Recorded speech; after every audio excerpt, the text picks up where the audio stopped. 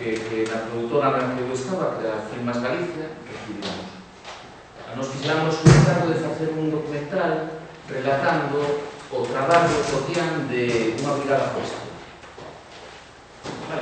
Entón puxemos a rodaxe, víamos un problema na grabación e era que non había ningún incendio.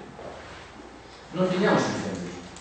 Entón, 2 ou 3 días antes de rematar a rodaxe que tiñamos planificada, creo que foron as xentes do Estado, nos dirá, tranquilos que o último día, o verdadeiro día que tedes previsto, ese día vai haber lumes porque cambia o vento, virá a norte,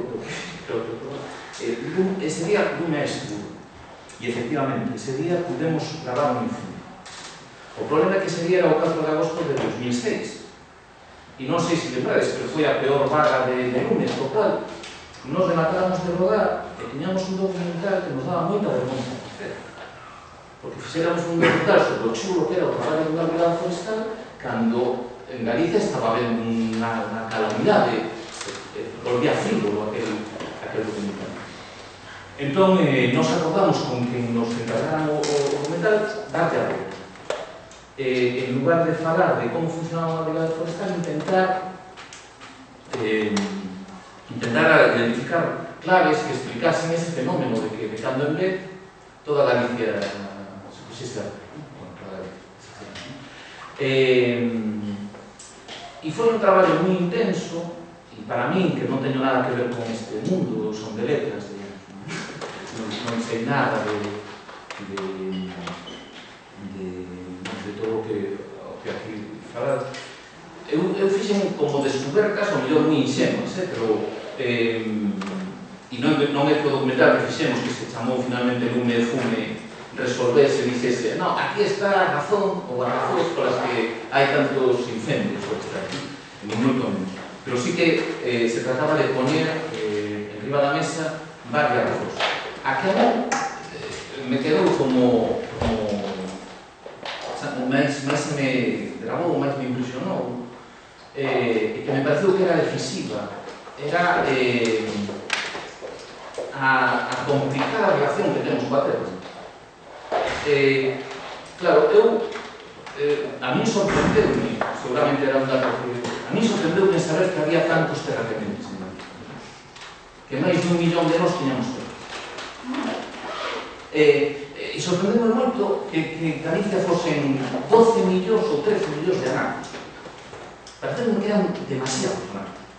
E que o mellor, e pensando, facendo un exercicio de introspección, lembrando cando os meus pais ou os meus avós me levaban, dicir, mira esta penza, tal, e eu os acompañaba en plan borrollo. É dicir, vamos a dar un pouco de... Pero realmente non me importaba nada. Porque non daba o menor valor a esa penza, claro, e non me parece que o señor bicho raro.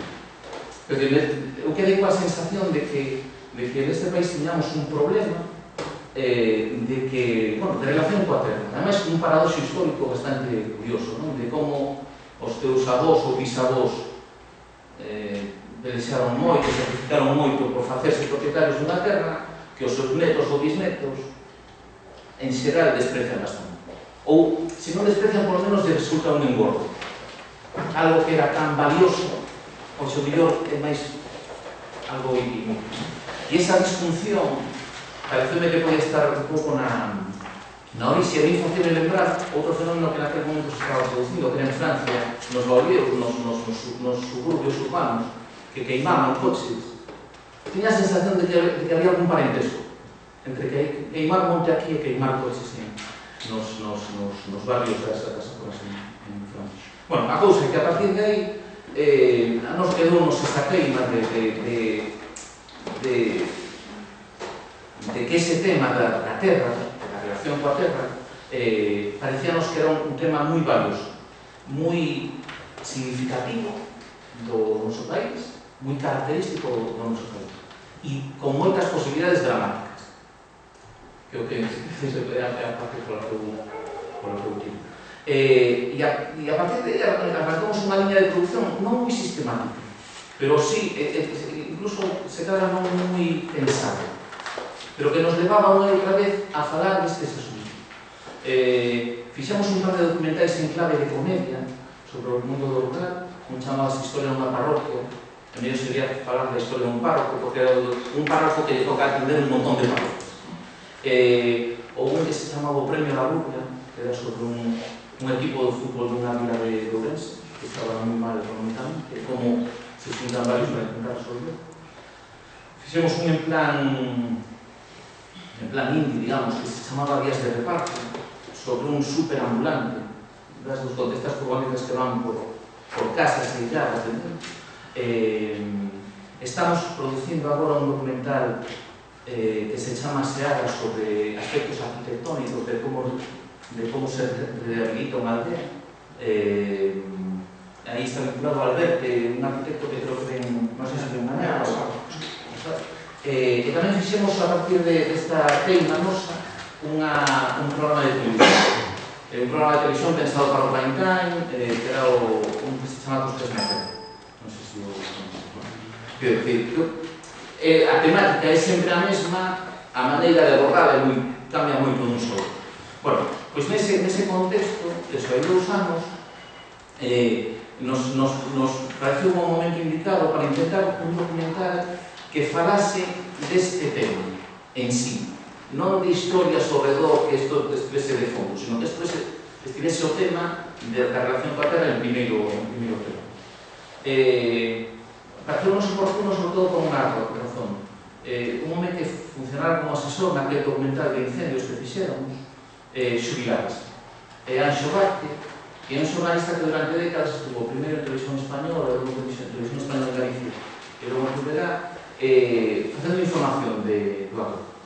Entón, con Anxo, que falábamos fora de, durante décadas, estiveches facendo información diaria sobre este asunto.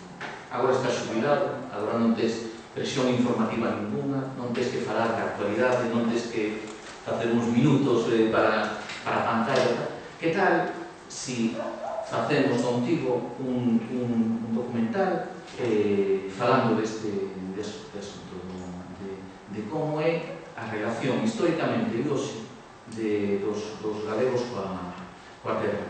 Mais alá de que haxa unha retórica que diga tanto amamos os galegos a terra, que dice, ao final, algúns sí, outros para nada. E, bueno, o resultado é a mesma terra. Eu, lamentando moito, eu vou ter que marchar, pero se alguén tivese logo interese de comentar algo a partir do documental, a través de Kiko me tedes localizar. Vale. Damos o play. Vale.